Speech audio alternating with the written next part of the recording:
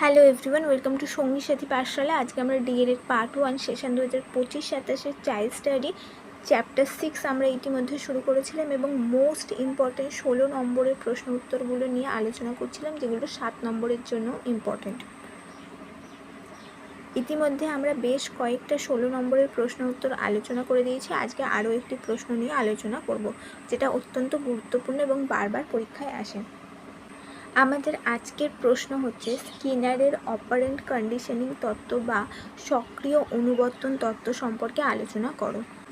শিখন মনোবিজ্ঞানের আচরণবাদী তত্ত্বগুলির মধ্যে operant conditioning theory বা সক্রিয় অনুবর্তন তত্ত্ব একটি অত্যন্ত গুরুত্বপূর্ণ তত্ত্ব। এই তত্ত্বের প্রবর্তক হলেন বিখ্যাত আমেরিকান মনোবিজ্ঞানী B.F. স্কিনার। তিনি মনে করতেন ব্যক্তির আচরণ তার পরবর্তী ফলাফলের দ্বারা নিয়ন্ত্রিত ও পরিবর্তিত হয়। কোনো আচরণের পর সন্তোষজনক ফল পাওয়া গেলে যে আচরণ পুনরায় করার প্রবণতা বৃদ্ধি পায়, আচরণের ফল অসন্তোষজনক হলে সেই আচরণ পুনরাবৃত্তি কমে যায়। তাই স্কিনারের তত্ত্ব আচরণ ও তার ফলাফল সম্পর্কে বিশেষভাবে গুরুত্বপূর্ণ। নেক্সট হচ্ছে, অপারেন্ট কন্ডিশনিংয়ের অর্থ কী বা সক্রিয় অনুবর্তন তত্ত্বের অর্থ কী? অপারেন্ট কন্ডিশনিং হলো এমন একটি শিখন প্রক্রিয়া যেখানে কোনো স্বতঃস্ফূর্ত ইচ্ছাকৃত আচরণের পরিণাম সেই আচরণের ভবিষ্যৎ পুনরাবৃত্তির সম্ভাবনাকে বাড়ায় বা কমায়।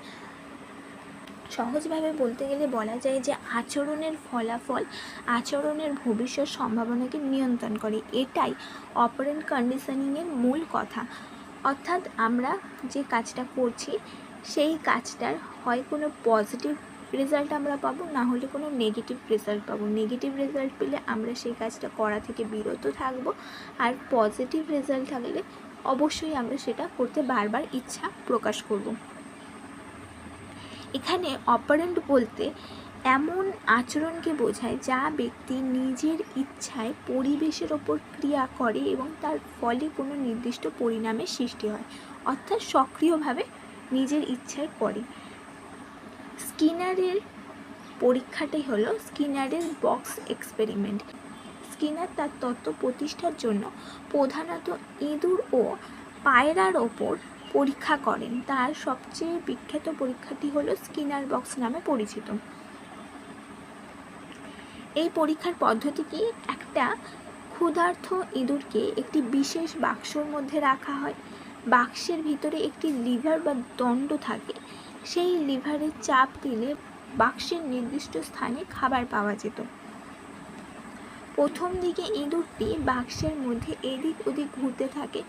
বিভিন্ন কাজ করতে করতে ঘটনাক্রমে ইঁদুরটি লিভারে চাপ দেয় এবং লিভারে চাপ দেওয়ার পর খাবার বেরিয়ে আসে। খাবার পাওয়ার ফলে ইঁদুরটি তখন সন্তুষ্ট হয়। পরবর্তী সময়ে ইঁদুরটি আবারও লিভারে চাপ দেওয়ার চেষ্টা করে। বারবার পরীক্ষার ফলে ইঁদুরটি বুঝতে পারে যে লিভারে চাপ দিলেই খাবার পাওয়া যায়, ফলে লিভার চাপার আচরণের সঙ্গে খাবার পাওয়ার সম্পর্ক তৈরি হয়ে যায়। ধীরে ধীরে ইঁদুরটি দ্রুত লিভার চাপতে শেখে, অর্থাৎ কাঙ্ক্ষিত ফলাফল বা রিইনফোর্সমেন্ট বা উদ্দীপক আচরণটিকে শক্তিশালী করেছে। পরীক্ষার মূল ফল হয় যে লিভার চাপার সাথে খাবার পাওয়া এবং আচরণ শক্তিশালী হওয়া, অর্থাৎ সে বারবার লিভার চাপতে চেষ্টা করতে থাকে।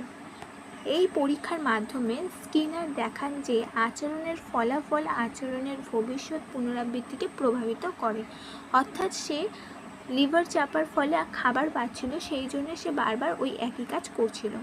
নেক্সট এখানে আমরা একটা পয়েন্ট লিখতে পারি যে ক্লাসিক্যাল বা প্রাচীন অনুবর্তন তত্ত্বের সাথে সক্রিয় অনুবর্তন বা অপারেন্ট কন্ডিশনিং তত্ত্বের মূল পার্থক্য কী?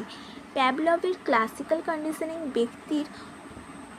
ব্যক্তি মূলত উদ্দীপকের সঙ্গে প্রতিক্রিয়া শেখে, কিন্তু স্কিনারের অপারেন্ট কন্ডিশনিংয়ে ব্যক্তি কোনো আচরণ করে এবং আচরণের ফলাফল দেখে ভবিষ্যতে আচরণটি বেশি বা কম করে। অর্থাৎ ক্লাসিক্যাল কন্ডিশনিং হচ্ছে উদ্দীপক এবং প্রতিক্রিয়া, এবং অপারেন্ট কন্ডিশনিং হচ্ছে আচরণ, ফলাফল এবং ভবিষ্যৎ আচরণের পরিবর্তন। অপারেন্ট কন্ডিশনিংয়ের প্রধান ধারণাসমূহ আলোচনা করো। অপারেন্ট কন্ডিশনিংয়ের প্রধান ধারণা হচ্ছে অপারেন্ট বিহেভিয়ার, অর্থাৎ সক্রিয় আচরণ। ব্যক্তির স্বতঃস্ফূর্ত বা ইচ্ছাকৃত আচরণকে অপারেন্ট বিহেভিয়ার বা সক্রিয় আচরণ বলা হয়। এই আচরণের মাধ্যমে ব্যক্তি পরিবেশের ওপর প্রভাব ফেলে, অর্থাৎ শিক্ষার্থী সঠিক প্রশ্নের উত্তর দেওয়ার চেষ্টা করে যদি সে প্রশংসা বা ভালো কিছু পায়। নেক্সট হচ্ছে রিএনফোর্সমেন্ট, পুনর্বলন বা উদ্দীপক। যে পরিণাম কোনো আচরণের পুনরাবৃত্তির সম্ভাবনা বাড়ায় তাকে রিএনফোর্সমেন্ট বা উদ্দীপক পুনর্বলন বলা হয়। এটি দুই ধরনের হয়। এক হচ্ছে পজিটিভ রিএনফোর্সমেন্ট, কোনো কাঙ্ক্ষিত আচরণের পর আনন্দদায়ক বা পছন্দনীয় কিছু যোগ করা হলে তাকে পজিটিভ রিএনফোর্সমেন্ট বলে। অর্থাৎ শিক্ষার্থী ভালো উত্তর দিলে শিক্ষক তাকে প্রশংসা করলেন, ফলে ভবিষ্যতে শিক্ষার্থী আরও মনোযোগ দিয়ে উত্তর দিতে আগ্রহী হয়। দুই হচ্ছে নেগেটিভ রিএনফোর্সমেন্ট, কোনো কাঙ্ক্ষিত আচরণের ফলে কোনো অপ্রীতিকর পরিস্থিতি বা উদ্দীপক দূর হয়ে গেলে তাকে নেগেটিভ রিএনফোর্সমেন্ট বলা হয়। উদাহরণ, যে শিক্ষার্থী নিয়মিত কাজ শেষ করলে শিক্ষক অতিরিক্ত অনুশীলনের কাজ না দেওয়ার সিদ্ধান্ত নিলেন।